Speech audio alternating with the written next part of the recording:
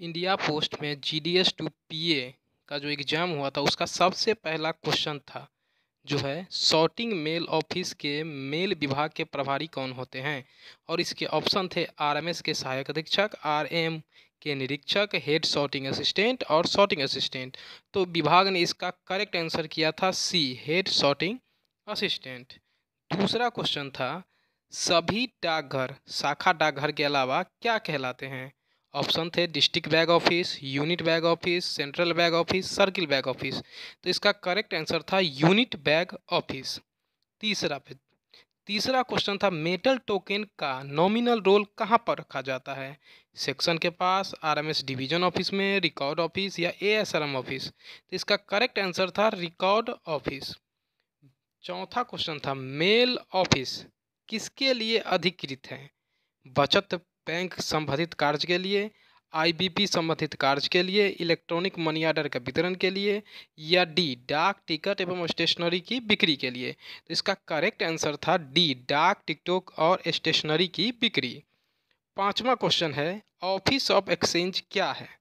तो ऑप्शन थे एयरपोर्ट पर स्थित पोस्ट ऑफिस, रेलवे स्टेशन पर स्थित मेल ऑफिस, एक डाकघर या सॉर्टिंग ऑफिस जो विदेश में कार्यालयों के साथ मेल का आदान प्रदान करता हो, और डी था एक डाकघर जो अन्य सर्किल के साथ मेल का आदान प्रदान करता है।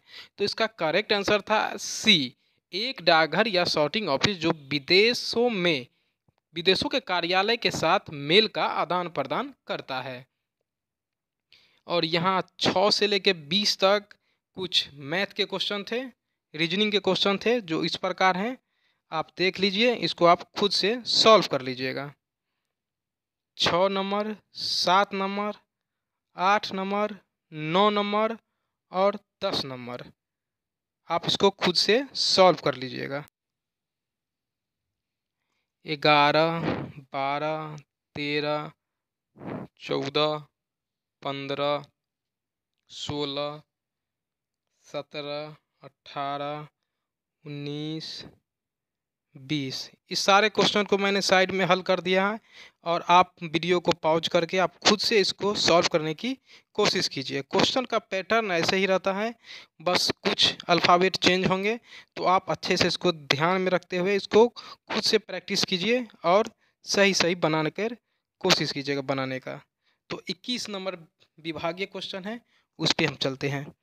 शाखा डाकघर में किसी डाक वस्तु का कितने मूल्य तक बीमा किया जा सकता है। शाखा डाकघर में कितने रुपए तक की वस्तु का बीमा किया जा सकता है। तो उसका करेक्ट आंसर है 600 रुपये। 22 नंबर क्वेश्चन की ओर चलते हैं। 22 नंबर कह रहा है मशीन से फ्रैंक किए हुए डाक सामान को लेटर बॉक्स में पोस्ट करने पर समझा जाता है। ए डाक शुल्क का भुगतान किया हुआ, आधा डाक शुल्क भुगतान किया हुआ, डाक शुल्क भुगतान नहीं किया हुआ या डी इनमें से कोई नहीं।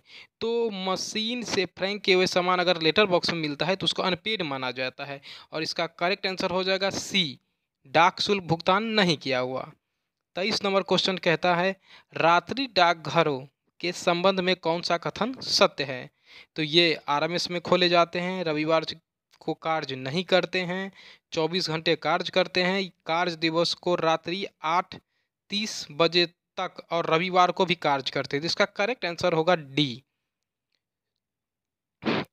24 नंबर क्वेश्चन कहता है लाइसेंस की किसी भी शर्त के उल्लंघन की स्थिति में भारत में स्वचालित फ्रैंक मशीन का लाइसेंस निम्नलिखित द्वारा रद्द किया जाएगा। सर्किल के प्रमुख द्वारा, पोस्ट ऑफिस के पोस्टमास्टर द्वारा, डिवीजन के प्रमुख द्वारा या प्रधान डाकघर के पोस्टमास्टर के द्वारा।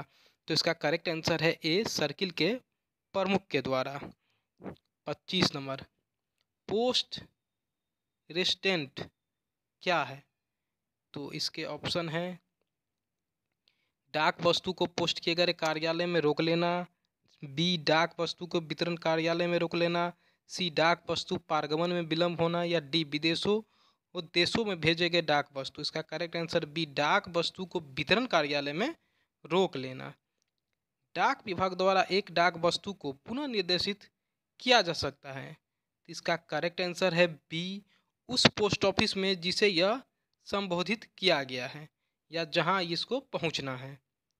27 नंबर क्वेश्चन कहता है निम्नलिखित डाक वस्तुओं में कौन सा एक वर्ग डाक शुल्क से मुक्त है। तो ए है ब्लाइंड लिटरेचर पैकेट, बी है 3 किलो तक का बुक पैकेट, सी है बुक पैकेट जिसमें पीरियोडिकल्स हो, या पैटर्न या सैंपल पैकेट। तो इसका करेक्ट आंसर है a blind literature packet 7 kilo तक यह डाक शुल्क मुक्त होता है। 28 नंबर क्वेश्चन कहता है निजी निर्माताओं के पोस्टकार्ड को डाक द्वारा प्रेषित करने की अनुमति है यदि उसका आयाम इससे अधिक नहीं होता है। तो इसका करेक्ट आंसर है बी 15 सेंटीमीटर से 10.5 सेंटीमीटर। 29 नंबर किसी भी उद्देश्य के लिए काल्पनिक फिक्टिशियस डाक टिकटों का निर्माण और उपयोग जो निषिद्ध है भारतीय दंड संहिता के किस आधार के तहत दंडनीय अपराध है। तो इसका करेक्ट आंसर है बी 263 ए।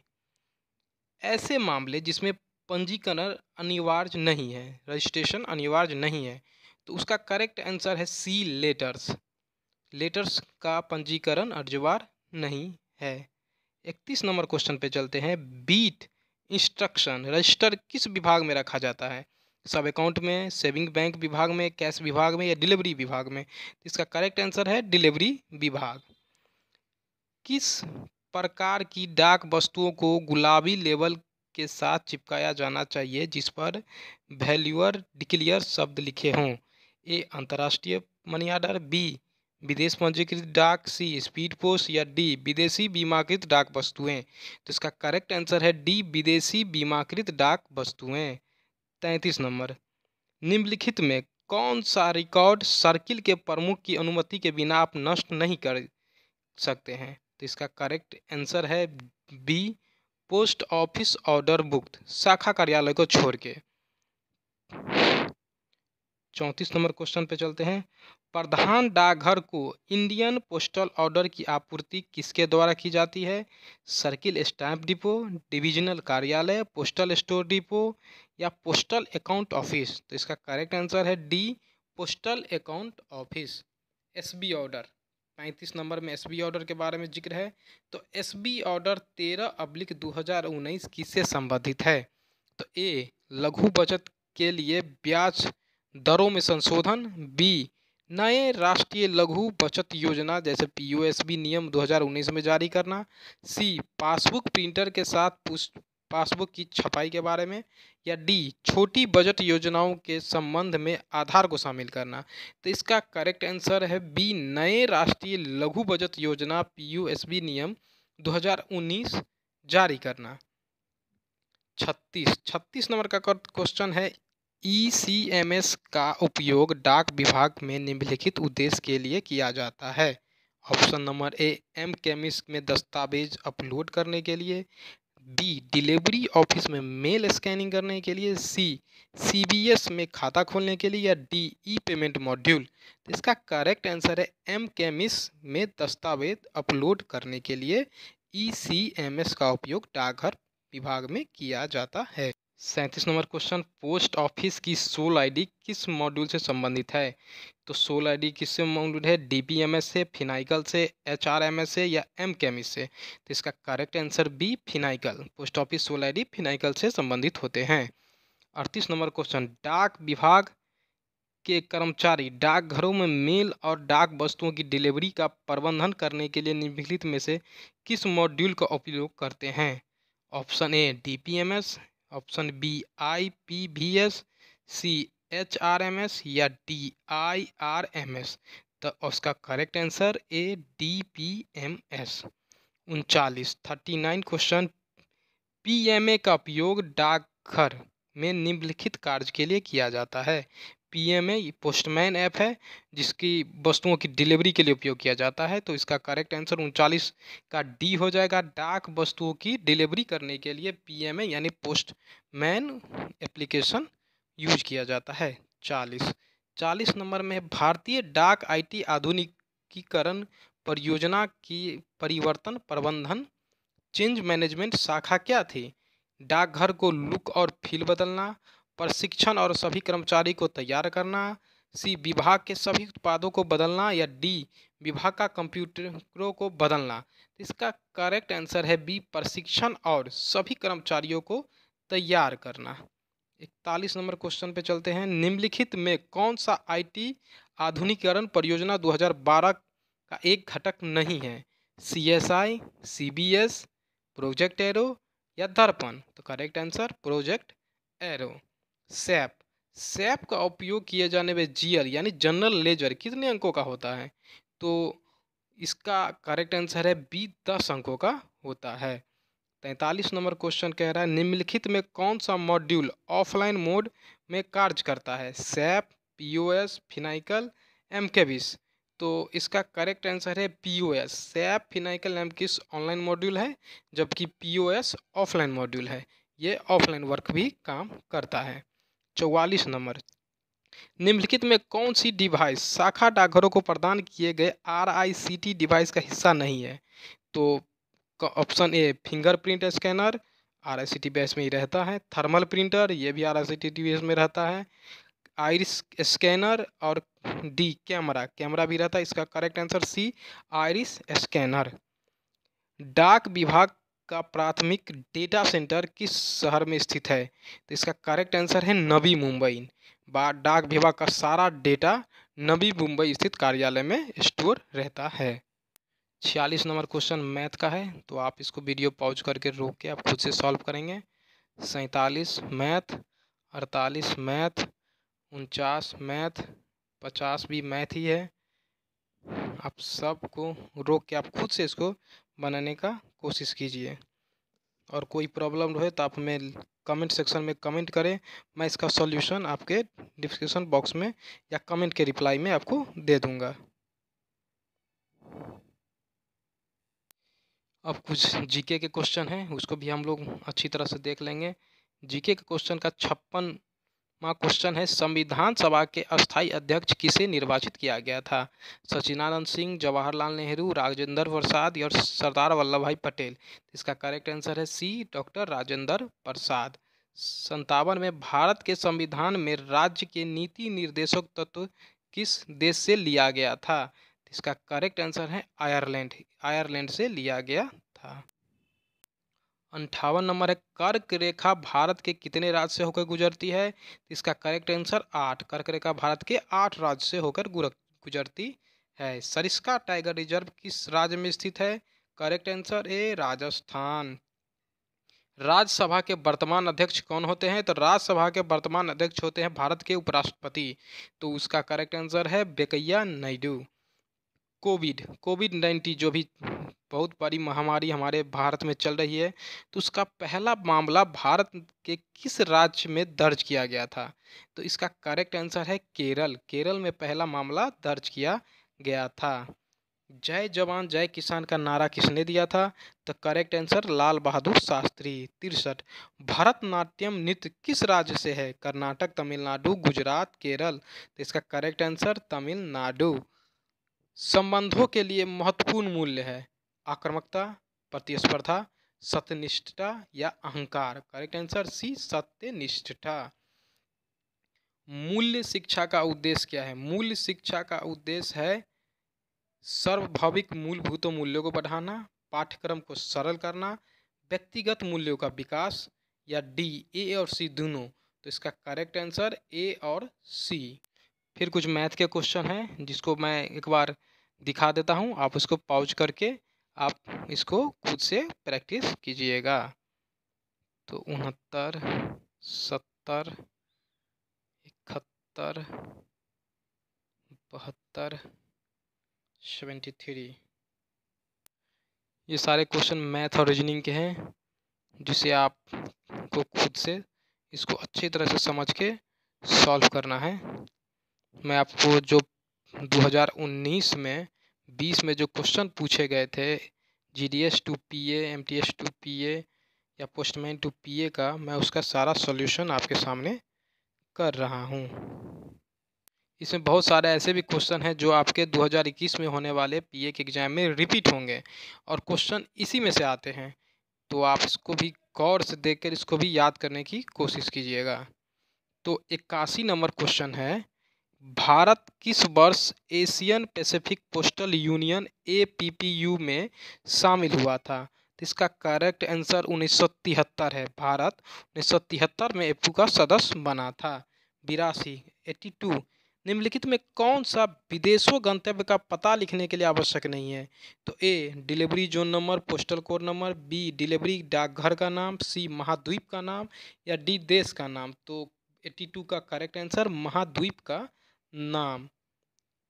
82 नंबर क्वेश्चन कहता इंटरनेशनल रिप्लाई कूपन एक समय में किसी एक व्यक्ति को बेचे जा सकते हैं, तो कितने? तो इसका करेक्ट आंसर दिया गया है 10। ये 10 से अधिक आदमी को आप एक बार में नहीं दे सकते हैं।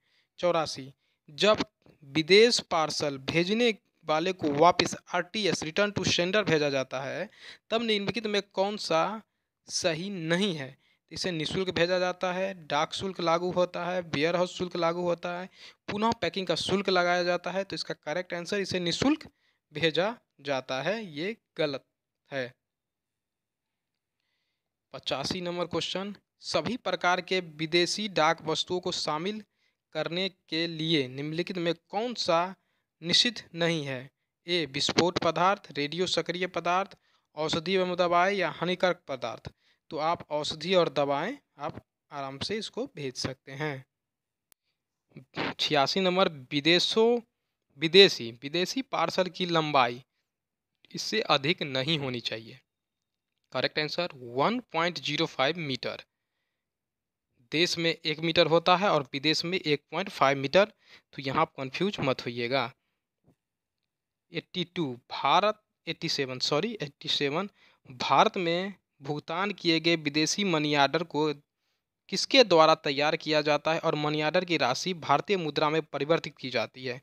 प्रधान डाकघर, डिवीजन कार्यालय, आरएमएस कार्यालय, या संबंधित एक्सचेंज का कार्यालय। ऑप्शन डी इज करेक्ट, संबंधित एक्सचेंज का कार्यालय।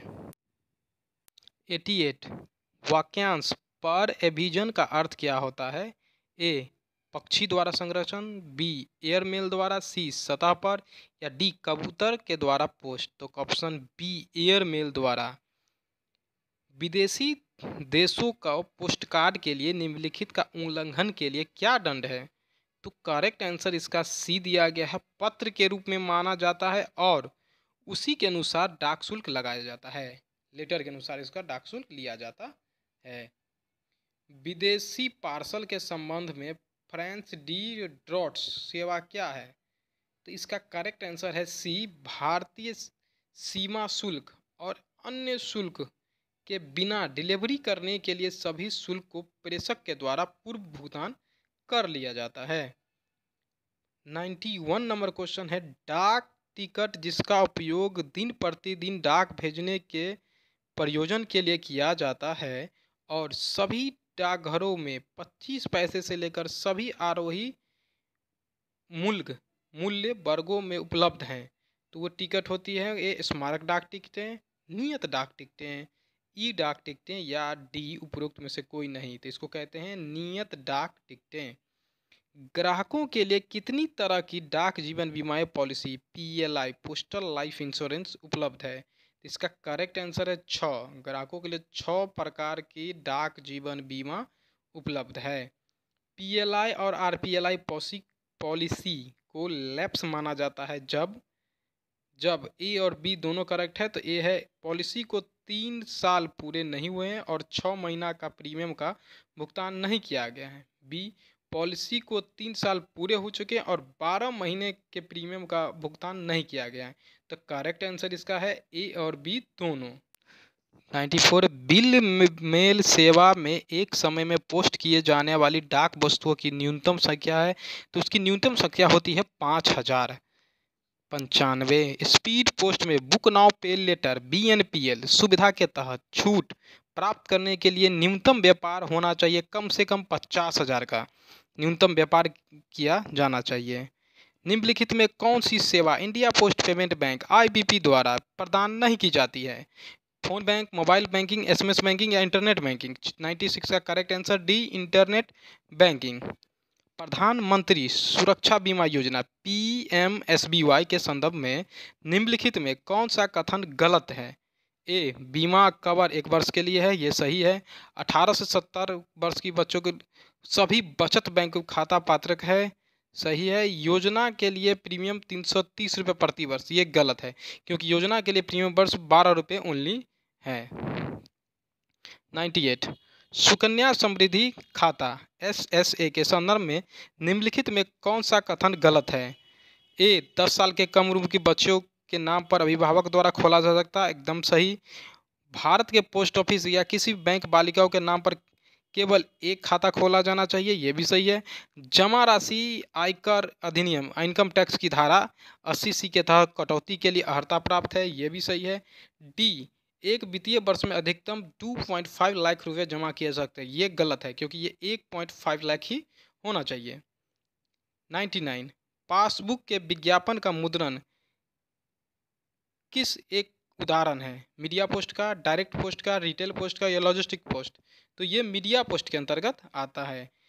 100 एंड लास्ट क्वेश्चन जो विभाग द्वारा पूछा गया था वो था कैश ऑन डिलीवरी COD जो स्पीड पोस्ट पे होता है, उसकी सुविधा के तहत डाक वस्तुओं को डिलीवरी के समय अधिकतम कितनी राशि एकत्र की जा सकती है? तो इसका करेक्ट आंसर है डी, 50,000 रुपये तक आप COD का लाभ उठा सकते हैं।